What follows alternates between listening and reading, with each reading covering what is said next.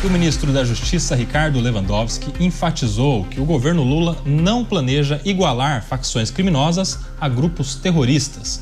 Para ele, os grupos não poderiam ser reclassificados, pois o Planalto não entende que a motivação e a atuação desses grupos sejam como o terrorismo, que normalmente envolve aspectos ideológicos, objetivos políticos e impactos sociais.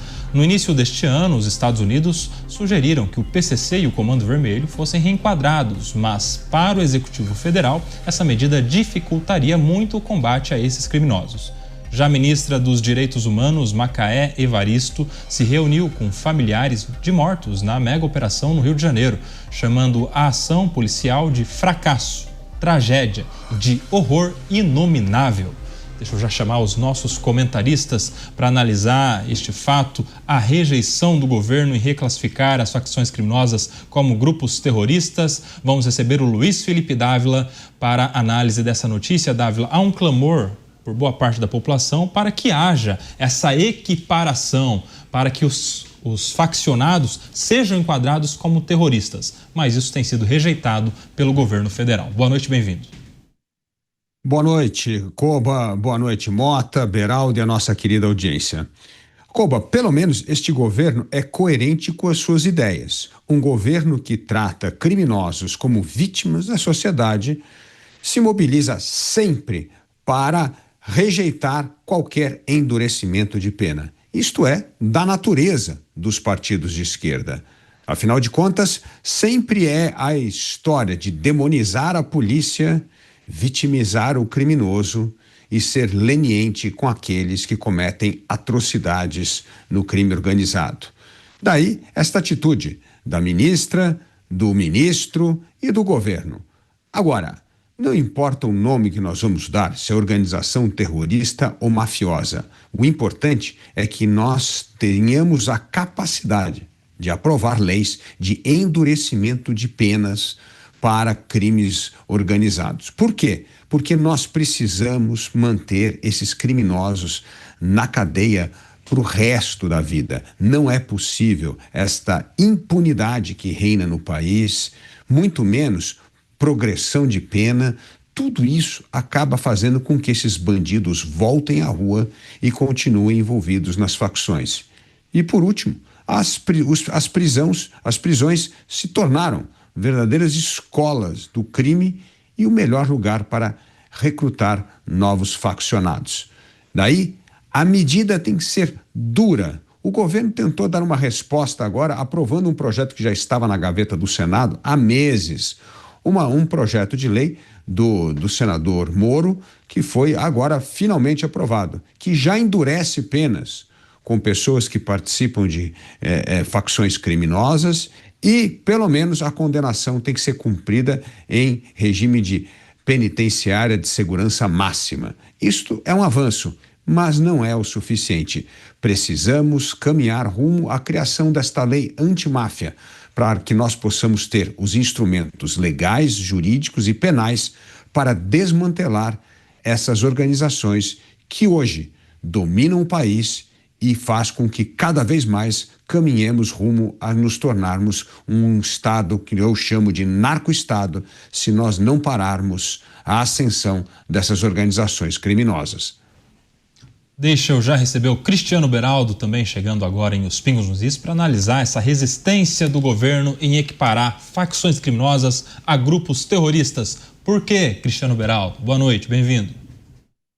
Essa é a pergunta que não quer calar, Kobayashi. Boa noite a você, ao Dávila, ao Mota, boa noite à audiência que prestigia diariamente Os Pingos nos Is. Koba, não há resposta para essa pergunta, porque, na verdade há, né? Mas a resposta ela é muito inconveniente. Essas pessoas que defendem a ação desses grupos terroristas, essas facções criminosas que tocam o terror no Brasil, elas são defendidas por pessoas que têm interesses muito mesquinhos. E na hora de revelar esses interesses, aí fica todo mundo querendo dar uma roupagem legítima para algo absolutamente ilegítimo.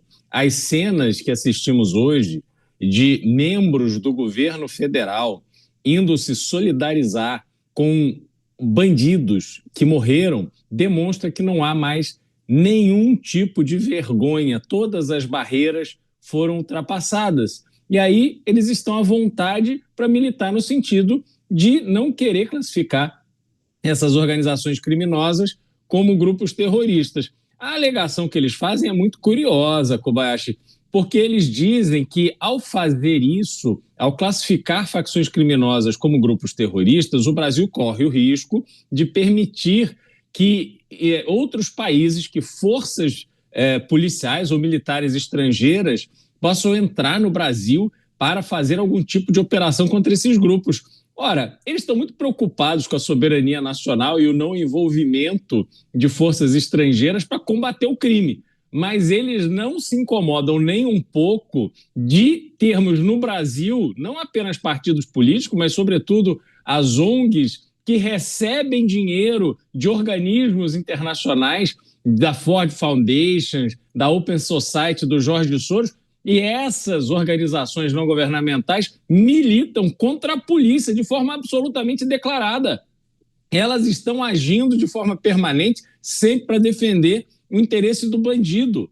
É incrível que não tenha comparecido ao velório daqueles 4 heróis policiais que morreram na operação de terça-feira, representantes do governo federal, demonstrando que estão do lado da lei. Não. O governo federal se esforça em demonstrar que não está do lado da lei, sequer está do lado da população, porque houve uma manifestação maciça, sobretudo de pessoas do Rio de Janeiro, em apoio à operação policial. E o governo vai chorar a morte de criminosos, que não foram mortos na biblioteca, não foram mortos na sala de aula, eles foram mortos de fuzil na mão, foram mortos enfrentando a polícia, foram mortos porque não respeitam a lei.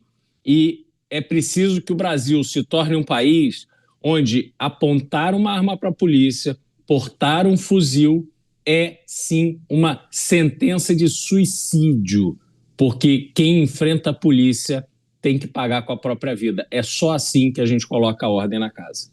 Deixa eu já receber também, diretamente do Rio de Janeiro, o Roberto Mota, para analisar essa resistência. E, Mota, eu quero já passar a bola para você, na linha do que falava o Cristiano Beraldo. Será que é mesmo uma resistência para que não haja interesse de outros países participarem dessa ofensiva contra as facções criminosas, hein? Roberto Mota, boa noite, bem-vindo. A resistência é ideológica e existe em toda a esquerda. Boa noite, Koba, boa noite, meus colegas de bancada, boa noite à nossa audiência. No episódio da operação policial contra o narcotráfico no Rio, a desmoralização do governo federal foi grande, antes, durante e depois. Antes da operação, a polícia evitou o vazamento, que já tinha acontecido algumas vezes antes e causado o adiamento da operação. A operação, que, lembre-se, foi para cumprir mandados de busca e apreensão e de prisão emitidos pela Justiça, foi conduzida com um desempenho profissional. Os policiais prenderam ou neutralizaram boa parte da facção, depois de uma operação que só poderia ter sido descrita como uma batalha na qual policiais enfrentaram centenas de criminosos uniformizados e armados com armas de guerra. Depois da operação, em um momento histórico, a polícia e o governo do Rio de Janeiro conquistaram a opinião pública e deram uma lição ao governo federal na mídia. O governador Cláudio Castro disse: as únicas vítimas foram os policiais. Essa é uma das declarações mais corajosas que eu já vi, vindas de autoridades ligadas à segurança pública. Imaginem o sentimento do governo ao constatar que perdera o controle da narrativa. Imaginem o sentimento do governo federal quando viu outros governadores oferecendo ajuda ao Rio de Janeiro. O estrago foi tão grande que o governo deu quase uma volta completa e mudou o discurso. O governo esqueceu que já disse que traficante é apenas uma vítima do usuário.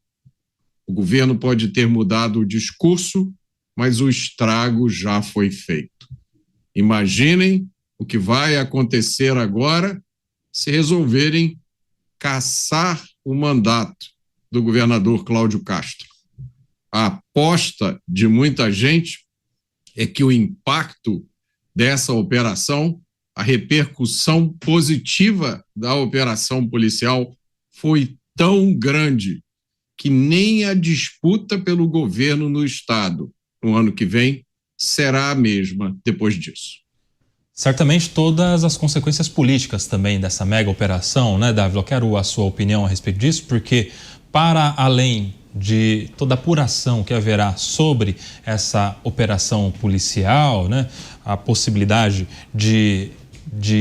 dessa operação ser considerada uma ofensa ao que havia decidido o STF na DPF 635, há também agora a situação eleitoral do governador Cláudio Castro, que já respondia a um processo na Justiça Eleitoral e que vai ver mais uma vez ali um julgamento acontecendo a respeito da sua condição eleitoral. Os impactos políticos disso tudo, hein, Dávila?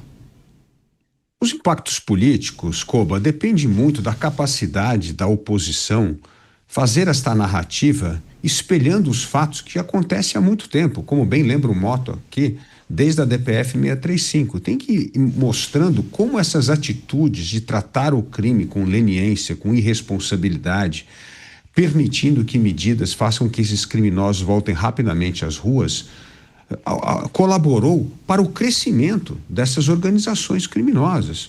Como nós já falamos aqui, o PCC foi fundado em 1996 no presídio de Taubaté, hoje é uma das maiores organizações criminosas do mundo. Então é preciso entender esta falta de coragem de enfrentar o crime organizado, como isso foi, na verdade, uma espécie de incentivo para o crescimento do crime organizado no Brasil. Então, se nós não entendemos as causas, o Mota sempre gosta de lembrar das ideias, então tem que mudar as ideias e compreender as causas para poder enfrentar o problema. Agora, é preciso não só fazer um bom diagnóstico do passado para melhorar todo esse arcabouço jurídico, legal de enfrentamento ao crime, mas ter uma estratégia para desmantelar o crime organizado no país. Porque se nós tivermos uma atitude dessa, como ocorreu no Rio de Janeiro, e nós não tivermos um plano concreto para retomar território que vem sendo controlado há um tempão pelo crime organizado, nós não vamos sair dessa sinuca de bico. Porque se amanhã o Comando Vermelho volta a tomar conta do lado do Morro da Penha, o que acontece? Mostra o fracasso da operação, apesar do sucesso de ter acabado com vários criminosos. Mas sucesso, neste caso, significa ocupação de território de maneira permanente, para que as pessoas que moram lá possam entender que há um Estado, a lei do Brasil e não a lei do crime, né? A justiça do Brasil, ao serviço público de qualidade. Então, é preciso entender os efeitos desta péssima atitude dos governos passados em relação ao combate ao crime organizado, o que nós precisamos fazer para atacar o problema e, principalmente, que soluções terão de ser adotadas para desmantelar o crime e recuperar territórios ocupados pelo crime organizado há tanto tempo. Ô Cristiano Beraldo, e a gente vê também aí, também nessa linha da política, enfim, a participação da ministra dos Direitos Humanos, a Macaé Evaristo, que classifica com termos fortes a operação policial. Ela chama tudo isso de uma tragédia, de um fracasso, e diz que tudo isso foi um horror inominável, ela que foi designada pelo presidente para acompanhar as famílias daqueles que foram mortos nessa operação. Olha, Kobayashi, ela poderia ter razão. A operação foi uma tragédia, porque ela revelou uma presença estrutural de crime organizado que vai tomando conta do Rio de Janeiro de uma forma cada vez mais impressionante. Quando nós temos jovens que, ao invés de ficarem na escola, se prepararem, buscarem um trabalho decente, levarem uma vida baseada no caráter, em valores da família, que sejam tementes a Deus. Isso é uma tragédia. Quando você vê esses jovens no meio da mata com fuzil na mão, a tal da japonesinha que tomou um tiro de fuzil na cara, que não estava ali para pobre coitada, não sabia o que estava fazendo, não, ela estava ali conhecida por andar armada na linha de frente da defesa do tráfico de drogas, dos traficantes, dessa organização criminosa que destruiu o Rio de Janeiro. Portanto, aquelas pessoas que foram eliminadas pela polícia são bandidos. Os mais de 100 fuzis que foram apreendidos, todas as drogas que foram apreendidas demonstram a falência absoluta do governo federal em impedir que esses armamentos e essa droga entre pelas fronteiras brasileiras. Então, nós estamos, sim, diante de uma tragédia, só que esta tragédia só se repara, só se combate, só se transforma a partir do enfrentamento direto e duríssimo ao crime organizado. De novo, eu repito, disse ontem aqui, é uma pena que essa operação de terça-feira não tenha acontecido de novo na quarta, não tenha acontecido hoje, quinta-feira, e não continue acontecendo semana que vem. Porque é só a partir deste enfrentamento duro e brutal é que outros jovens perceberão que o caminho do crime deixou de ser uma opção no Rio de Janeiro. Os pais, as mães e os pais, muitas vezes, quase sempre ausentes, perceberão que, se não derem o mínimo de orientação aos seus filhos, perderão seus filhos da mesma forma. Ninguém quer essa cena de uma mãe chorando vendo seu filho morto a tiros. É claro que é uma cena triste. Agora, esta é uma cena produzida a partir das escolhas feitas por esses jovens.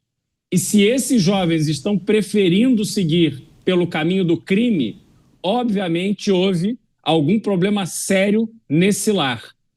Porque um lar onde se criam cidadãos, seres humanos, não se permite que a escolha para o crime seja a escolha feita pelos seus filhos.